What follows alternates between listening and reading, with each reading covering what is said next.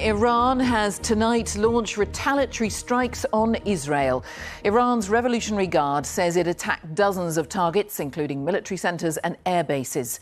Smoke has been seen rising over the skyscrapers of Tel Aviv after an aerial attack on the Israeli city. Explosions have also been heard in Jerusalem. Tonight's bombardment is in retaliation for Israel's strikes on Iran last night, which targeted military and nuclear sites. Israel said the attacks were vital to prevent Iran from developing a nuclear weapon. The country's spiritual leader, Ayatollah Khamenei, promised his country would inflict heavy blows in response. Well, this was the scene in Tel Aviv in Israel just an hour or two ago. There have been huge explosions in the sky over central Israel, although it is unclear what's from missile strikes and what is Israel intercepting them with its Iron Dome. Tonight, Israel says it struck a nuclear facility in Isfahan, and that is in addition to last night's strikes on the country's biggest nuclear facility at Natanz and also at Kermanshah. Well, our first report tonight is from Lucy Williamson, who's in Tel Aviv. In bunkers and stairwells, they listened. To Tel Aviv, under fire from Iran. Defences scrambling above a city of civilians and military bases. From ballistic missiles, arriving minutes after launch. Impacts felt inside shaking buildings. For the third time tonight, missiles are being fired at Israel, fired at Tel Aviv. This is the response Israel was expecting. And all across the country, people are listening to the sound of Israel and Iran at war. Missile defense systems were also activated over Jerusalem. Israeli media reported several impacts across the country, including near military sites. A direct hit to this building reportedly left people trapped inside. Israel began striking Iran overnight. The nuclear enrichment site at Natanz, one of the first to be hit. A target for Israel's prime minister for decades, hit in what he said was a last chance to stop Iran making a nuclear bomb. Air defences, missile sites, nuclear scientists and military leaders, including the head of Iran's armed forces, wiped out in a series of nationwide strikes. An attack involving 200 fighter planes working with covert intelligence teams at a secret base inside Iran. These pictures from Israel's spy agency are said to show commandos firing at a missile launcher during this morning's attack. Their prime minister said the clock on Iran's nuclear ambitions had run out. Moments ago, Israel launched Operation Rising Lion, a targeted military operation to roll back the Iranian threat to Israel's very survival. This operation will continue for as many days as it takes to remove this threat. For decades, the tyrants of Tehran have brazenly, openly called for Israel's destruction. In Iran, hundreds of protesters called for revenge. Iran's supreme leader said Israel had made an enormous miscalculation and that the consequences would bring it to ruin. They should not imagine that they struck and it's over. No. They started this. They launched a war. We will not allow them to escape unscathed from the major crime they have committed.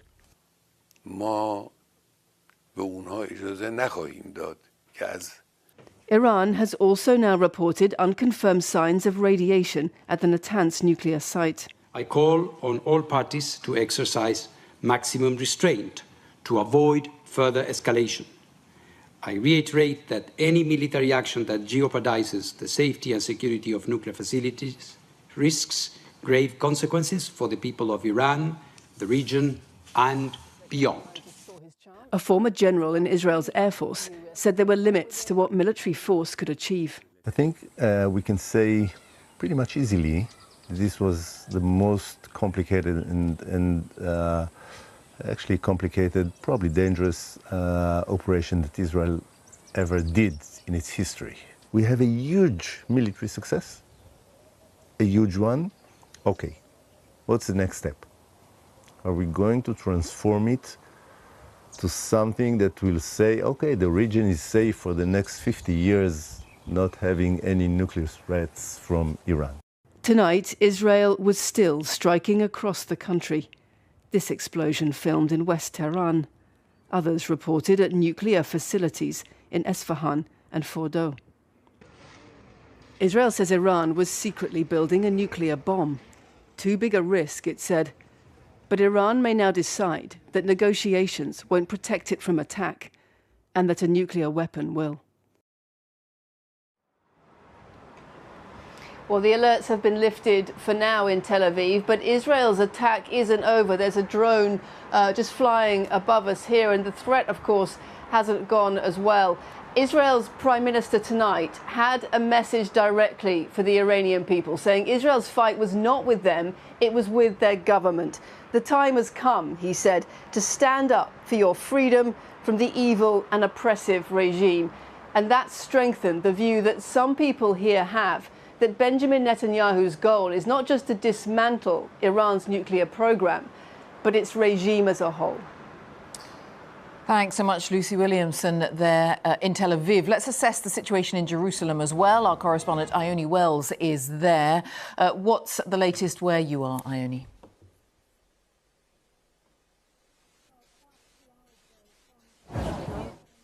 Saw a series of drones fly over Jerusalem, followed by some big explosions and bangs. Now, it's not clear if those were the sounds of strikes or interceptions by Israel's defense system. Israel has said that the majority of drones and missiles that were fired by Iran were either intercepted or fell short. Now, minutes before that, we had all received this emergency alert. Sirens were going off here in the same way that they did at 3 a.m. this morning, urging people to go to shelter or remain very close to them. This was after Iran confirmed that it was launching retaliatory military strikes on central Israel after a series of Israeli strikes on Iran today. Now, for now, that emergency alert has subsided. People are being urged to remain cautious, but as the last 24 hours have evidenced, that could change again very quickly.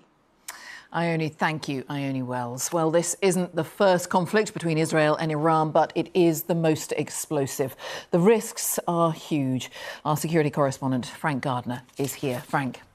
Well, Jane, this conflict is bigger, more extensive, and potentially more dangerous than anything that's gone before. The targets hit range right across Iran. It's the biggest assault on that country since the Iran-Iraq war in the 1980s. One of the principal targets was Natanz, around 200 miles south of Tehran. Tonight, the UN's nuclear watchdog says it's been destroyed. It was Iran's chief uranium enrichment facility. That's a process that can have both peaceful and military purposes. Tonight, Israel said it also hit a nuclear site in Isfahan. And in the western city of Kermanshah, new footage of Israeli airstrikes. Missile bases have been struck across the country. On top of this, key military figures have been assassinated.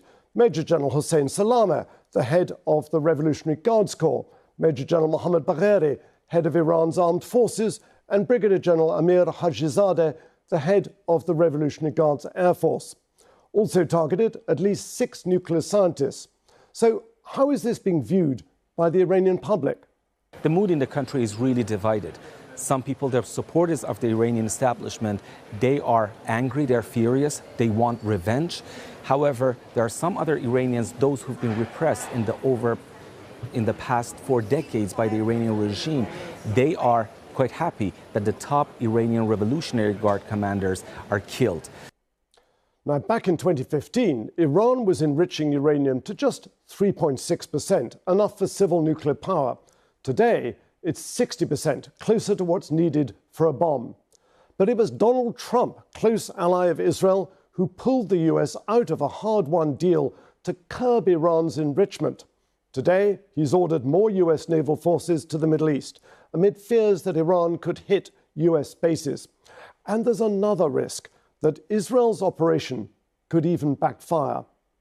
The military strikes from Israel are likely to expedite the thinking inside Iran about the fact that a nuclear bomb is the only real insurance that the Iranian leadership has against a major Israeli or US-led attack that targets the core of the leadership. So look, in purely tactical terms, Israel, which don't forget is a nuclear power, has achieved military success. It struck deep into Iran and assassinated top commanders. But this isn't the end. If Iran's regime survives, it may well now race to build a bomb, setting off a nuclear arms race across the Middle East. Jane. Frank, thank you, Frank Gardner. Well, Israel's attacks come as the US and Iran are trying to reach a deal on Tehran's nuclear program.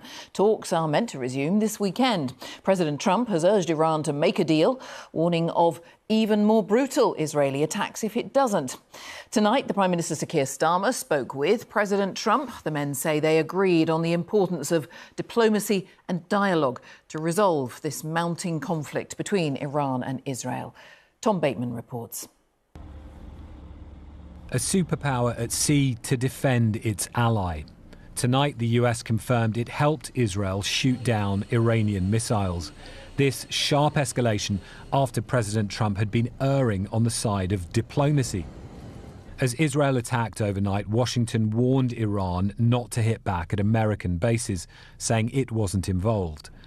But by this morning, Mr. Trump was on the offensive, saying Tehran's hardliners had lost the fight to get their terms on the nuclear deal.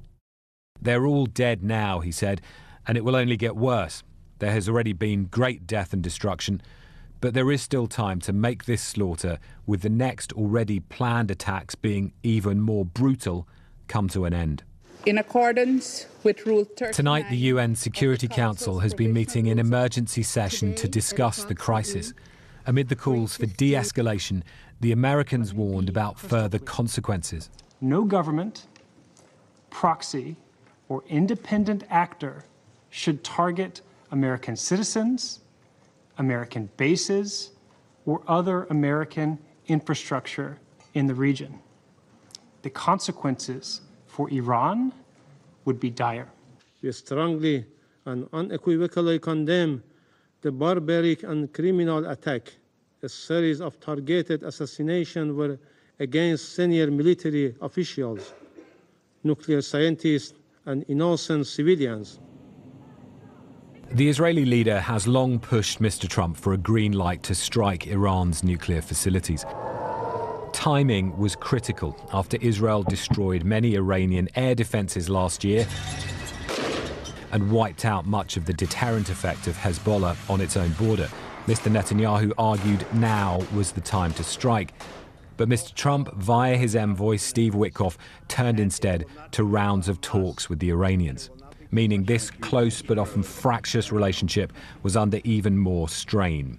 Mr. Trump told the Israelis publicly and privately he wanted more time for talks, leading to a tense 40-minute phone call on Monday. There's a chance of massive conflict. We have a lot of American people in this area, and I said, we got to tell them to get out. Mr. Trump said he was losing confidence in the talks, but as late as yesterday was still equivocating over an Israeli strike. I'd much prefer an agreement. As long as I think there is an agreement, I don't want them going in because I think that would blow it. Might help it, actually, but it also could blow it. It comes in a region on edge. Some American embassies and bases are already partly evacuated. At home, Mr. Trump has been preparing for his big military parade. His hope now is that his allies' deadly pressure pushes Iran towards a nuclear deal on his terms. His opponents are already accusing him of enabling a reckless gamble, risking America getting dragged into a war with Iran. Tom Bateman, BBC News, Washington. Well, in a moment, we'll get the thoughts of Lise Doucette, who is here with me. First, though, let's head to Washington and join Gary O'Donoghue. And that's one of the key questions where you are, Gary. Can the US avoid being dragged into this? Well, the administration's position has clearly evolved over the last 20 hours. We started with the Secretary of State describing it as a unilateral action. Now today, Donald Trump talking about it being an excellent piece of action involving great American hardware. And indeed, we're now learning that Americans are involved in helping intercept these missiles coming in. It comes with domestic risks for the president. Yes, there's strong support for Israel, but there also is strong animosity to any further involvement in Middle East wars and the 40,000 US troops that are in the region. Now, Donald Trump, you know, he's always talked about promises made, promises kept, and politics is about the deliverables. Now, if you look at Ukraine, if you look at the hostages in Gaza, if you look at getting Iran to do a deal, I think this president is finding the process of delivering harder than he thought it would be. Thanks, Gary. Gary O'Donoghue. And Lise Doucette is our chief international correspondent, of course. And people watching, Lise, will want to know what will happen? Where will this go now? But it is so unpredictable. So unpredictable and so perilous. Prime Minister Netanyahu of Israel is making it clear he's waited a long time for this moment and he's not going to waste it. We have seen in the war across the region over nearly 2 years now that the guardrails are off. So now Mr. Netanyahu is saying he wants to destroy Iran's weapons-making capability. What does that mean? How far will it go? All we know on day one is that it's going to take days with all of the dangers of escalation, both deliberate and accidental.